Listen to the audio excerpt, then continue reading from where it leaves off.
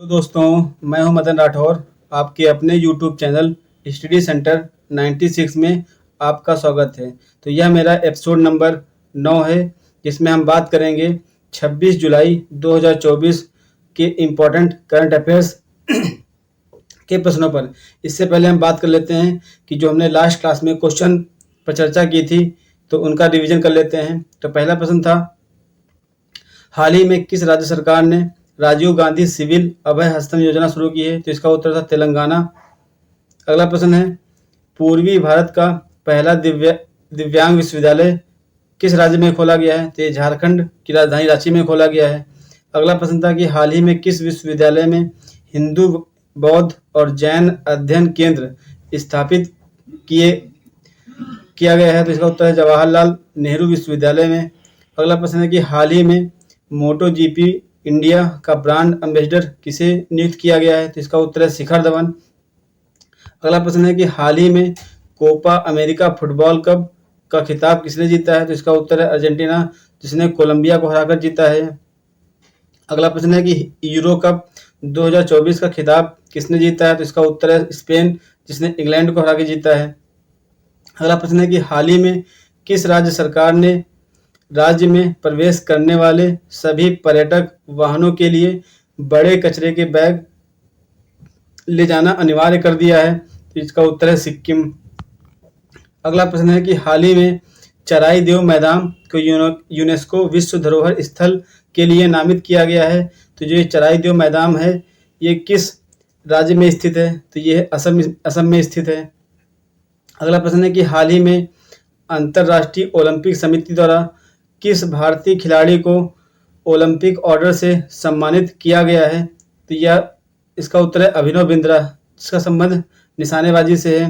अगला प्रश्न है कि हाल ही में किस राज्य सरकार ने स्कूलों के पास उच्च कैफीन वाले एनर्जी ड्रिंक्स की बिक्री पर प्रतिबंध लगाने का निर्णय लिया गया है? तो ये महाराष्ट्र राज्य सरकार के द्वारा निर्णय लिया गया है। तो अब बात करते हैं आज की क्लास में। तो पहला प्रश्न है कि हाल ही में मुद्रा योजना के तहत ऋण सीमा को बढ़ाकर कितना किया गया है? जिसके ऑप्शन है 10 लाख रुपए, 15 लाख रुपए, 20 लाख रुपए और 25 लाख रुपए। इसका सही उत्तर है ऑप्शन सी। इसका सही उत्तर है ऑप्शन सी। लेकिन इस ऑप्शन को समझने के लिए हमें मुद्रा योजना समझना बहुत जरूरी है।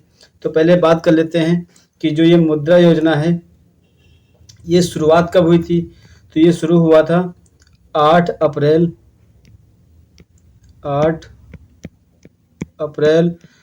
2015 को। इसका फुल फॉर्म क्या होता है? तो इसका फुल फॉर्म होता है माइक्रो यूनिट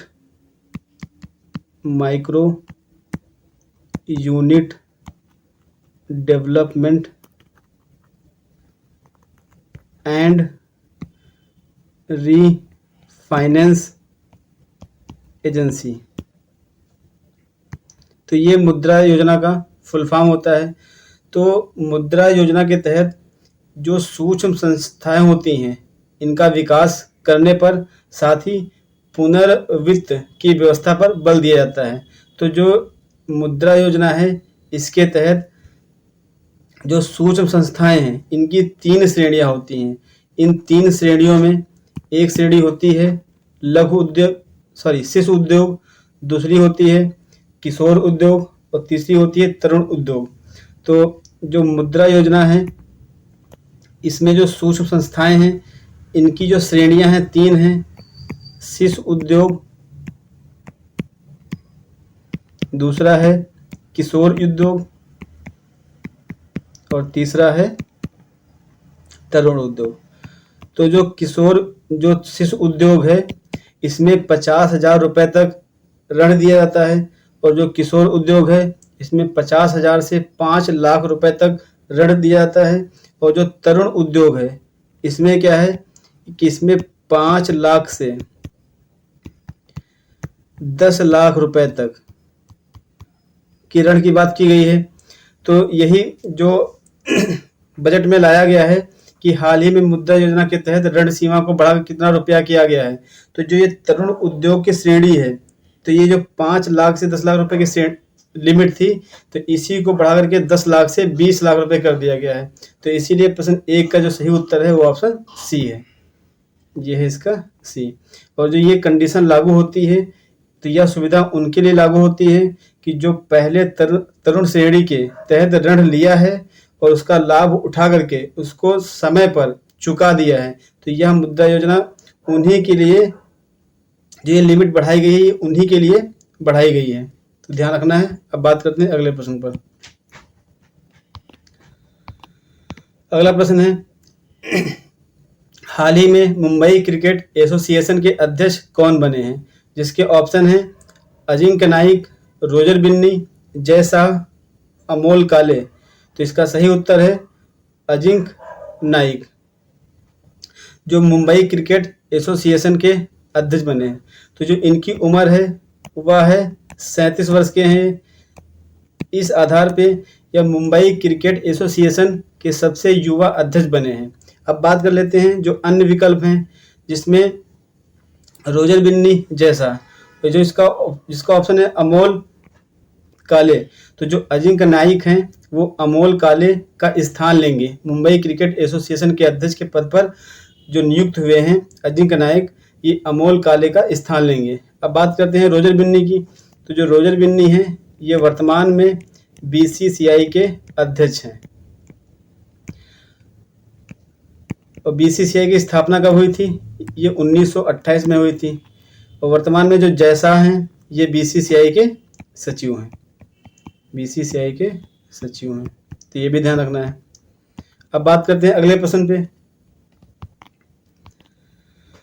हाल ही में किस राज्य में स्वास्थ्य नगरम परियोजना के तहत टीबी मुक्त नगर पालिकाओं के लिए अनूठा मॉडल लॉन्च किया गया है?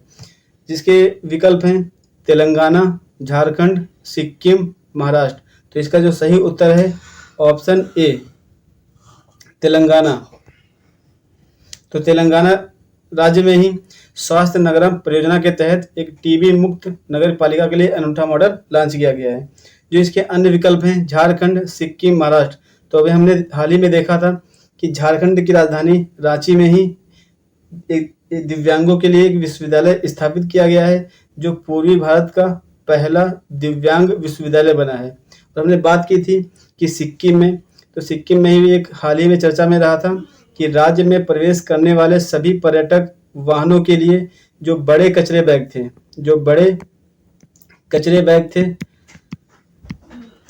कचरे बैग इनको साथ में ले जाना अनिवार्य कर दिया गया है।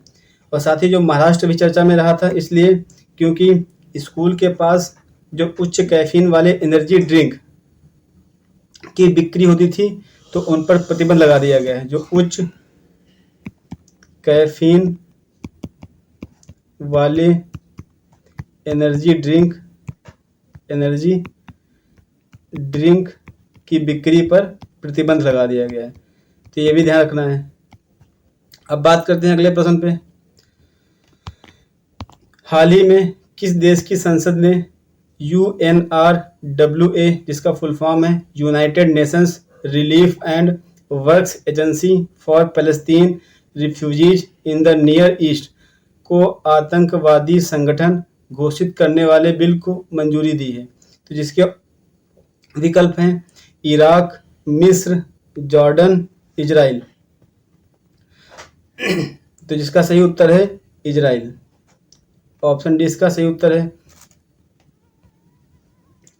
अब बात करते हैं कि जो इजराइल है, इजराइल की राजधानी क्या है, बात कर लेते हैं। इसकी राजधानी है जेरूसलम। वर्तमान में इसके प्रधानमंत्री कौन हैं? तो इसके प्रधानमंत्री हैं बेंजामिन नेतन्याहू। अब बात कर लेते हैं कि जो इजराइल है इसकी संसद का नाम क्या है? तो इसकी संसद का नाम है नेसेट। ये इंपॉर्टेंट टर्म है नेसेट। नेसेट क्या है? ये इजराइल की राजधानी का संसद का नाम है। अब बात कर लेते हैं कि जो इजराइल है, इजराइल किन किन देशों से सीमा टच करता है? तो बात कर लेते हैं कि अगर ये हमारा इजराइल है, ये हमारा इजराइल है, तो यहाँ पर लेबनान है और यहाँ पर सीरिया हो गया, इस साइड में जॉर्डन हो गया और इस साइड में मिस्र हो गया। तो अगर देखें हम तो जो इजराइल है, इजराइल से लेबनान, सीरिया, जॉर्डन, मिस्र के देशों की सीमाएं स्पर्श करती हैं। तो यहाँ पर क्या होता है, यहाँ पे भूमध्य सागर है। तो हमने बात कर ली इजराइल के संबंध में। हमने देखा कि इजराइल की राजधानी क्या होती है, इसके प्रधानमंत्री कौन है, इससे कौन कौन से देश सीमा टच करते हैं। साथ में देखा कि इसकी संसद का नाम, जिसका नाम था नेसेट। अब बात करते हैं अगले प्रश्न पे। हाल ही में केंद्रीय बजट 2024-25 में रक्षा बजट कितना रखा गया है, जिसके विकल्प हैं 6.12 लाख करोड़, 6.20 लाख करोड़, 6.22 लाख करोड़, 6.24 लाख करोड़। तो इसका सही उत्तर है ऑप्शन सी। हाल ही में केंद्रीय बजट 2024-25 में जो रक्षा बजट रखा गया है वो है 6.22 लाख करोड़ रुपए। ये बहुत ही इंपॉर्टेंट डेटा है जो ध्यान रखना है हम सभी को। वर्तमान में जो रक्षा मंत्री हैं राजनाथ सिंह जी हैं, राजनाथ सिंह जो वर्तमान में लखनऊ से सांसद हैं और लखनऊ गोमती नदी के तट पर स्थित है, गोमती नदी के तट पर स्थित है। अब बात करते हैं अगले प्रश्न पे। हाल ही में नीति आयोग ने ग्लोबल साउथ इनोवेशन प्रोग्राम के किसके साथ सहयोग किया है। तो इसके जो विकल्प हैं अंतर्राष्ट्रीय मुद्रा कोष, विश्व बैंक, विश्व बौद्धिक संपदा संगठन, विश्व आर्थिक मंच। तो इसका सही उत्तर है ऑप्शन सी, विश्व बौद्धिक संपदा संगठन, जिसको शॉर्ट में विपो बोलते हैं। अब बात करते हैं कि जो नीति आयोग ने ग्लोबल साउथ इनोवेशन प्रोग्राम के लिए विपो के साथ सहयोग किया है। तो हम बात कर लेते हैं कि नीति आयोग का गठन कब हुआ था, इसका मुख्यालय कहाँ पे है, इसकी अध्यक्षता कौन करता है। तो जो नीति आयोग है इसकी स्थापना 1 जनवरी 2015 को हुई थी। इसका जो मुख्यालय है, हेडक्वार्टर, ये नई दिल्ली में है। इसकी अध्यक्षता जो देश के प्रधानमंत्री होते हैं वो करते हैं। तो वर्तमान में प्रधानमंत्री नरेंद्र मोदी जी हैं, तो इसकी अध्यक्षता नरेंद्र मोदी जी करेंगे, या अध्यक्ष जो होंगे नरेंद्र मोदी जी होंगे। अब बात कर लेते हैं विपो के बारे में। विपो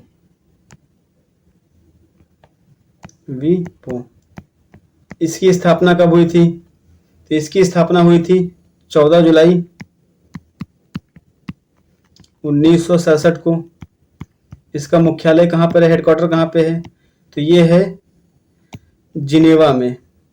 और जिनेवा कहाँ पे है, स्विट्जरलैंड में है। तो जो विपो है इसका मुख्यालय ध्यान रखना कहाँ पे है, तो जिनेवा में है, स्विट्जरलैंड।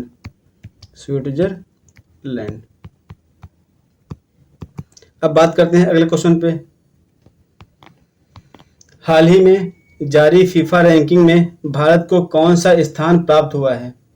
इसके विकल्प हैं 124, 159, 129, 126।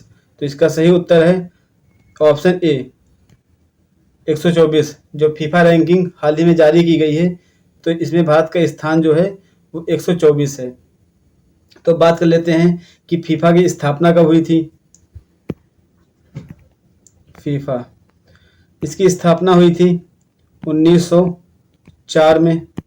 तो जो इसका मुख्यालय है, इसका मुख्यालय ज्यूरिख में है। ज्यूरिख स्विट्जरलैंड में है, स्विट्जरलैंड में है। अब बात कर लेते हैं कि भारत की रैंक तो 124 है फीफा रैंक में, तो टॉप पे कौन है, शीर्ष रैंक किसका है। तो जो शीर्ष रैंक फीफा रैंकिंग में आया है तो शीर्ष रैंक है अर्जेंटीना का, अर्जेंटीना। जो हमने हाल ही में देखा था कि अर्जेंटीना ने अभी हाल ही में कोपा अमेरिका फुटबॉल कप जीता है।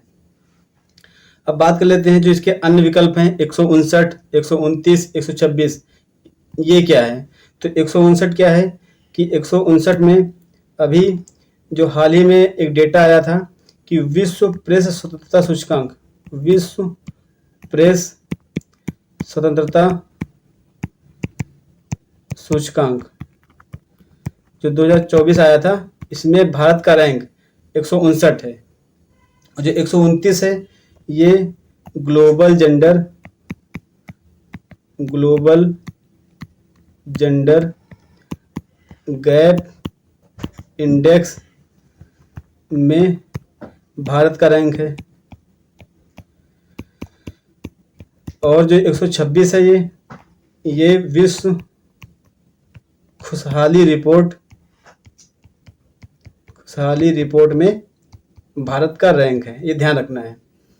तो बात करते हैं अगले प्रश्न पे। हाल ही में किशन रेड्डी ने राष्ट्रीय भूस्खलन पूर्व अनुमान केंद्र का उद्घाटन कहाँ किया है, जिसका ऑप्शन है कोलकाता, रांची, पटना और रायपुर। इसका सही उत्तर है कोलकाता। तो कोलकाता में किशन रेड्डी ने राष्ट्रीय भूस्खलन पूर्व अनुमान केंद्र का उद्घाटन किया है। बात करते हैं अगले प्रश्न पे। हाल ही में गांधी मंडेला पुरस्कार 2020 किसे प्रदान किया गया है, जिसके ऑप्शन है हल्ला टॉमस डॉटिर, क्लाउडिया सीनबाम पार्दो, दलाई लामा, रिगोबेर्ता मेंचुतुम। तो जिसका सही उत्तर है ऑप्शन डी, रिगोबेर्ता मेंचुतुम। तो रिगोबेर्ता मेंचुतुम को गांधी मंडेला पुरस्कार 2020 प्रदान किया गया है। जो इसके अन्य विकल्प हैं जिसमें दलाई लामा है, तो इसको भी गांधी मंडेला पुरस्कार है, लेकिन ये 2019 का गांधी मंडेला पुरस्कार प्राप्त हुआ है। जो रिगोबेर्ता मेंचुतुम है, इन्हें 2020 का गांधी मंडेला पुरस्कार 2020 प्राप्त हुआ है। जो अन्य विकल्प हैं हल्ला टॉमस डॉटिर, क्लाउडिया सीनबानो पार्दो, ये क्यों इंपॉर्टेंट है? ये इसलिए कि जो हल्ला टॉमस डॉटिर हैं, ये आइसलैंड की नई राष्ट्रपति हैं। ध्यान रखना है, आइसलैंड की नई राष्ट्रपति हैं। जो आइसलैंड है, इसकी राजधानी क्या होती है? रिक्जाविक। जो उत्तर की अब बात करते हैं जो क्लाउडिया सीनबाम पार्दो हैं, ये क्यों इंपॉर्टेंट है? तो ये मैक्सिको की पहली महिला राष्ट्रपति हैं। देखते हैं, मैक्सिको की पहली राष्ट्रपति हैं। तो ये सभी नाम ध्यान रखना है। आइए फिर से देख लेते हैं एक बार कि जो हल्ला टॉमस डॉटिर हैं, ये आइसलैंड की नई राष्ट्रपति बनी हैं। और जो क्लाउडिया सीनबाम पार्दो हैं, ये मैक्सिको की पहली राष्ट्रपति हैं, इसलिए ध्यान रखना है। और जो दलाई लामा है, ये गांधी मंडेला पुरस्कार 2019 प्रदान किया गया था इनको। और जो रिगोबेर्ता मेंचुतुम हैं, इन्हें गांधी मंडेला पुरस्कार 2020 प्रदान किया गया, इसलिए हमारा जो सही उत्तर है ऑप्शन डी है। अब बात करते हैं अगले प्रश्न पे। हाल ही में म्यांमार के कार्यवाहक राष्ट्रपति कौन बने हैं? इसके ऑप्शन हैं मिन ऑन्ग वाइंग, थान स्वे, विन मिंट, इनमें से कोई नहीं। तो इसका जो सही उत्तर है ऑप्शन ए, मिन ऑन्ग हाइम, ये म्यांमार के कार्यवाहक राष्ट्रपति बने हैं। तो बात कर लेते हैं यहाँ पे, जो म्यांमार है इसकी राजधानी क्या है? तो इसकी जो राजधानी है नेपीडा,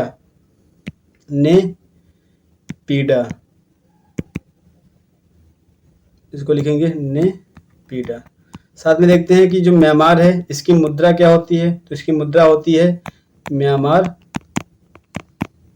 क्यात। तो ये ध्यान रखना है। तो दोस्तों अब हमने